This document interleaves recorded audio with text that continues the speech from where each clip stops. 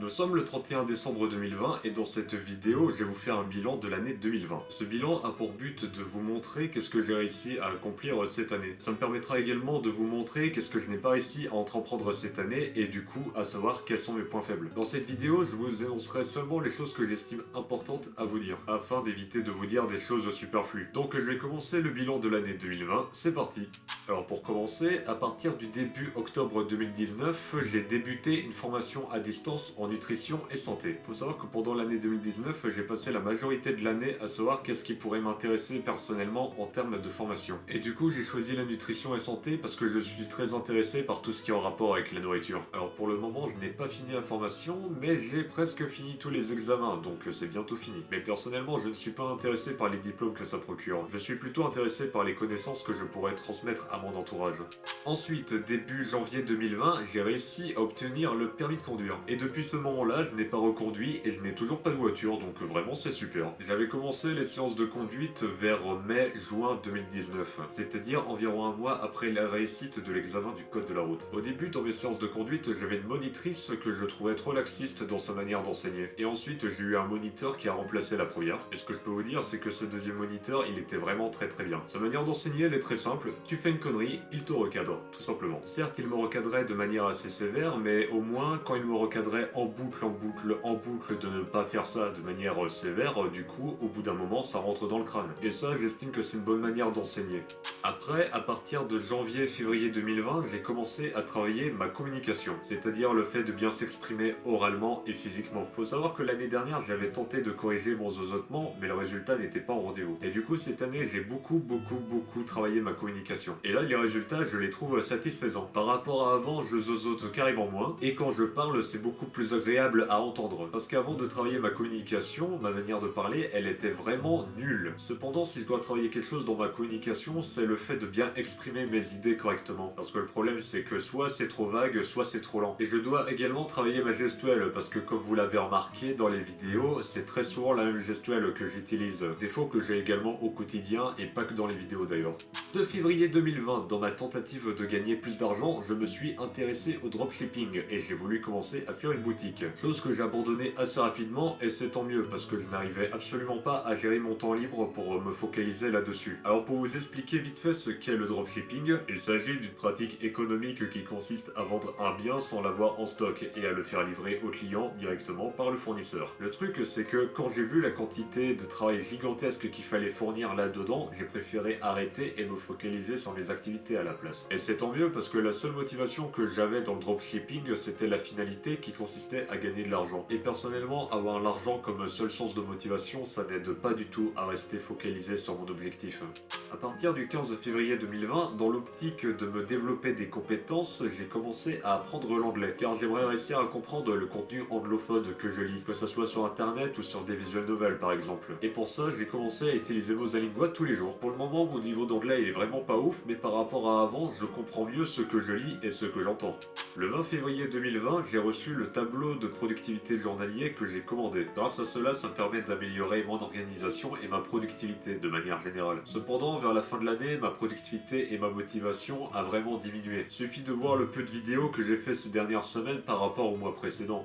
5 avril 2020, autre tentative de gagner de l'argent, les paris sportifs en ligne. Alors ce que je faisais c'était assez simple, je suivais les pronostics d'un expert en paris sportifs, et puis des fois je gagnais, des fois je perdais, ça dépend. Mais actuellement j'ai surtout plus perdu que gagné. Mais c'est pas grave, il faut voir les choses sur le long terme. Et puis si jamais ça ne marche vraiment pas, bah tant pis, au moins j'aurais essayé.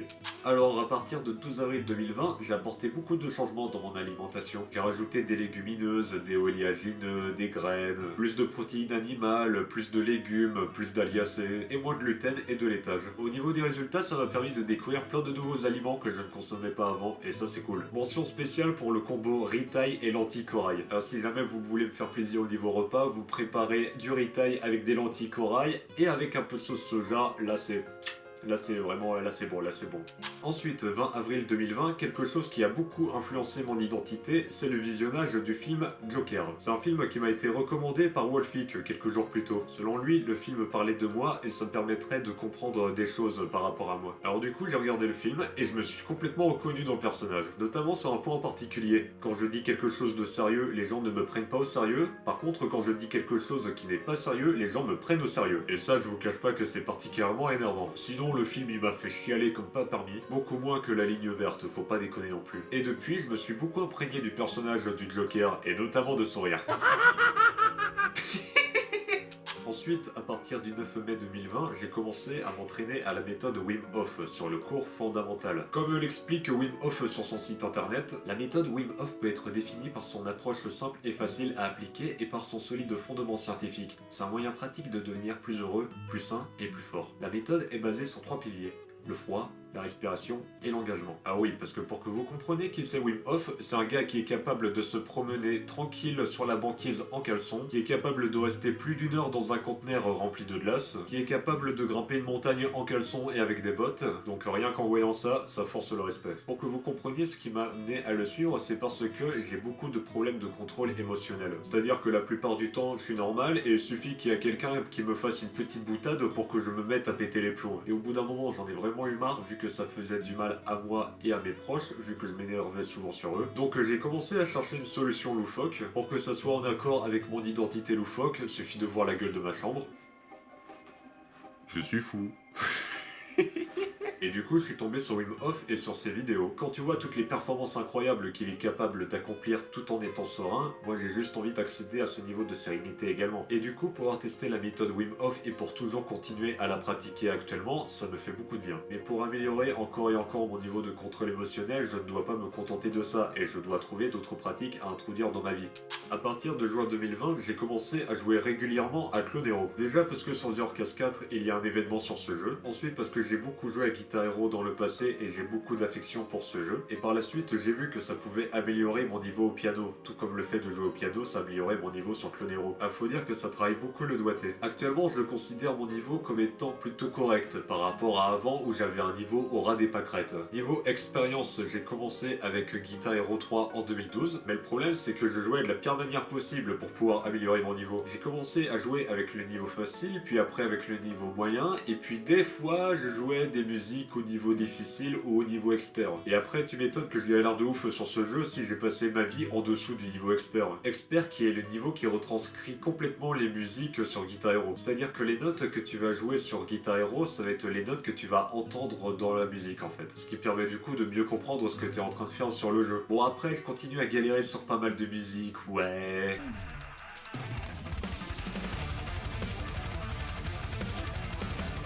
Laisse-moi gagner, je veux juste monter.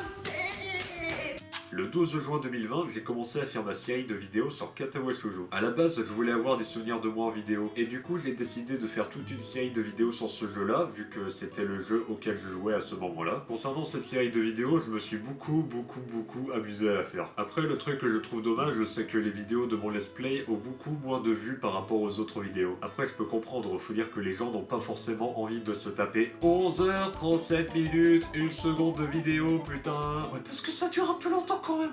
Dans le même mois, le 27 juin 2020, j'ai lancé ma chaîne YouTube. Pour commencer, j'ai mis les vidéos de mon let's play sur Katawa Shoujo en public, qui à ce moment-là était en non répertorié. Faut dire qu'à ce moment-là, j'avais envie de partager avec les gens ce que je faisais personnellement, donc au bout d'un moment, j'en avais marre de garder tout ça pour moi. Et après, j'ai commencé à faire des vidéos de cuisine avec une qualité dégueulasse, parce que les premières vidéos que j'ai commencé à faire, c'était avec mon téléphone portable. Et du coup, comme vous pouvez constater, la qualité audio et vidéo est carrément dégueulasse par rapport à la caméra. Je me demande si j'ai pas l'air con à filmer comme ça. Et c'est pourquoi, vers mi-juillet 2020, j'ai commandé une caméra. Alors vous pouvez pas voir la caméra vu que je suis en train de me filmer avec. Pour ceux qui sont intéressés par le modèle, il s'agit du Panasonic HEC-V777. Et donc avoir une caméra comme ça permet d'avoir une qualité d'image qui est beaucoup plus élevée et d'avoir une qualité audio qui est moins dégueulasse. Et du coup, depuis le lancement de ma chaîne, j'ai sorti un total de 51 vidéos, en ne comptant pas celle-ci bien sûr. Et en ne prenant pas en compte toutes les vidéos sur Katawa Shoujo, ça fait 14 vidéos. Oh, ça fait moins de vidéos quand même. Mais ne vous en faites pas, j'ai encore plein d'autres idées de vidéos en tête. Va falloir juste que je me motive un peu plus pour faire les vidéos. Ensuite, début août 2020, j'ai commencé à apprendre sérieusement le piano. J'avais déjà commencé à apprendre le piano il y a 2 ans et demi de cela. Mais le problème c'est que je n'apprenais pas les cours de Wolfik de la bonne manière et du coup j'ai vite abandonné. Et pour le coup, il y a des musiques que j'aimerais beaucoup jouer afin d'en faire des vidéos. Mais comme je suis nul au piano, bah du coup j'apprends et je m'entraîne. Et vers la fin de l'année, je me suis senti beaucoup moins motivé par rapport au début de mon apprentissage. Ah mais Antoine, mais qu'est-ce qui s'est passé pour que tu sois moins motivé à la fin de l'année? C'est quoi ça? J'ai écouté des musiques pas très joyeuses. N'écoutez pas la vieille, pousse la grille de ma demeure. Faites pas gaffe à l'enseigne qui dit attention, m'écrit en mal de meurtre. Tu passeras des arbres sans feuilles et arriver au clocher là. Et fatalement, ça impacte l'état d'esprit. Bon, évidemment, ce n'est pas la seule cause à ce manque de motivation, mais vous avez compris l'idée. Mais ne vous en faites pas, je suis en train d'y remédier. En septembre 2020, j'ai fini de jouer à Swan Song, un visual novel que j'avais plutôt aimé. Et du coup, je voulais faire une vidéo pour parler de ce jeu. Malheureusement, j'ai abandonné l'idée vu que je n'arrivais pas à gérer mes idées et mes pensées correctement. Ça, c'est un problème que je dois régler parce que ça m'empêche de faire certaines vidéos. Vers mi-septembre 2020, on a passé un week-end chez Wolfik avec certains camarades du serveur The Orcas 4, dans l'optique de faire des défis dans le but de débloquer des bonus pour notre fiche de joueur dans le jeu. C'était un week-end cool, j'ai passé de bons moments. Mais ce week-end m'a permis également de constater que j'étais vraiment nul pour filmer correctement avec une caméra. Ça tremble de partout, ça fait des zooms, ça fait des dézooms, ça filme au mauvais moment, bref, c'était complètement nul ma manière de filmer. Et c'est quelque chose que je devrais peut-être travailler vu que je fais des vidéos. Et ça m'a permis également de constater que je suis nul pour escalader des parois, que je suis nul pour tenir en équilibre. En fait, je suis nul dans beaucoup de choses, tout simplement. Encore une fois, c'est des choses sur lesquelles je dois travailler. Oh, ça fait beaucoup de choses à travailler. Fin octobre 2020, dans l'optique de développer mon esthétique, je me suis fixé un objectif de barbe. Et pour ça, il faut que j'arrive à faire pousser ma barbe, et ça, c'est pas gagné, comme vous pouvez le constater. Et du coup, ce que je fais, c'est que je tente plein de trucs pour faire pousser ma barbe. Je me tartine de l'huile de ricin sur mon visage, je me brosse le visage également, et je me rase aussi le visage. Ouais, comme vous l'avez constaté, là, je tente plein de trucs pour avoir un meilleur physique. Avant, je n'étais vraiment pas intéressé par l'esthétique. Je m'étais juste acheté quelques vêtements, mais niveau esthétique, ça n'allait pas long. Mais là, je sais pas, en ce moment, là, j'ai envie de paraître un peu plus beau physiquement, histoire d'arrêter de ressembler à rien, ça serait cool. Le 6 novembre 2020, j'ai commencé à suivre le cours Power of the Mind de la méthode Wim Hof. Pour vous resituer le contexte, quelques jours plus tôt, je m'étais encore énervé avec l'un de mes proches. Mais c'est super ça, dis donc! Et du coup, je me suis dit que même après avoir amélioré mon contrôle émotionnel, bah ça n'était pas suffisant, du coup il faut que je l'améliore encore plus. Et c'est pourquoi je suis ce cours actuellement. Mais là, actuellement, je suis bloqué à l'exercice des pompes, donc niveau progression, c'est pas ouf quoi. Dans ce cours, il y a 8 exercices, et l'exercice des pompes, c'est le deuxième en fait. Faut dire que vraiment, pour faire les pompes, je suis vraiment à la ramasse.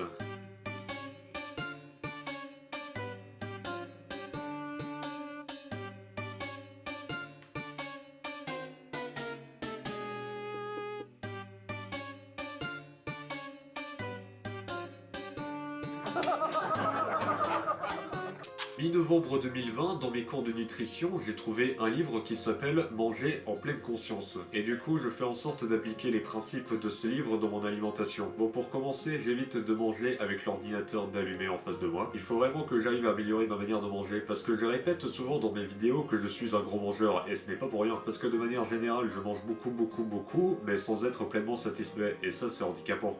À partir du 6 décembre 2020, je commence à faire du sommeil polyphasique, parce que ça doit faire depuis des lustres que je dors 9-10 heures par jour environ, et moi je trouve que c'est beaucoup trop parce que ça m'empêche de pouvoir faire toutes les activités que je voudrais faire dans ma journée. Et du coup actuellement je tente tant mal que bien d'améliorer mon sommeil avec le sommeil polyphasique. Actuellement je tente ce cycle-là. Ça consiste à dormir pendant 6 heures et à faire une sieste pendant 20 minutes. Bon évidemment faut répartir ça dans la journée, faut pas faire les deux à la suite. Et pour le moment niveau résultat, bah je galère beaucoup à maintenir ce cycle. Faut dire aussi que j'ai passé des semaines voire des mois à dormir pendant 9 à 10 heures par jour, donc fatalement, à s'habituer à ce nouveau cycle, c'est pas évident au début. Et je suis conscient que ça va me demander beaucoup d'efforts pour arriver à cet objectif-là, donc je ne vais pas abandonner.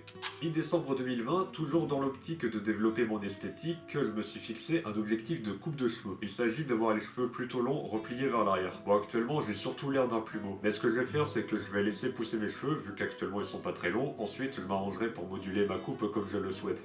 Toujours dans le mois de décembre 2020, je me suis beaucoup intéressé à l'aromathérapie, c'est-à-dire le fait de se soigner avec des huiles essentielles ou des hydrosols par exemple. Et je crois profondément que ça peut corriger certains de mes problèmes. Comme par exemple le serum qui dure depuis une éternité, ou alors mes problèmes de contrôle émotionnel qui pourrit mes relations sociales et ma vie. Et puis de toute manière, quand il y a un problème, je cherche une solution, et si jamais cette solution ne marche pas, j'en teste une autre. Toujours dans le mois de décembre 2020, je teste un exercice qui s'appelle la page du matin. Alors le principe est simple, c'est un exercice qui se fait le matin. Ça semble logique. Et le but c'est de remplir toute une page en écrivant tout ce qui te passe par la tête. Bon du coup comme je suis un fou furieux, moi j'écris des obscénités sans nom. Mais en tout cas c'est un exercice qui fait beaucoup de bien et qui m'apprend à être un peu plus spontané.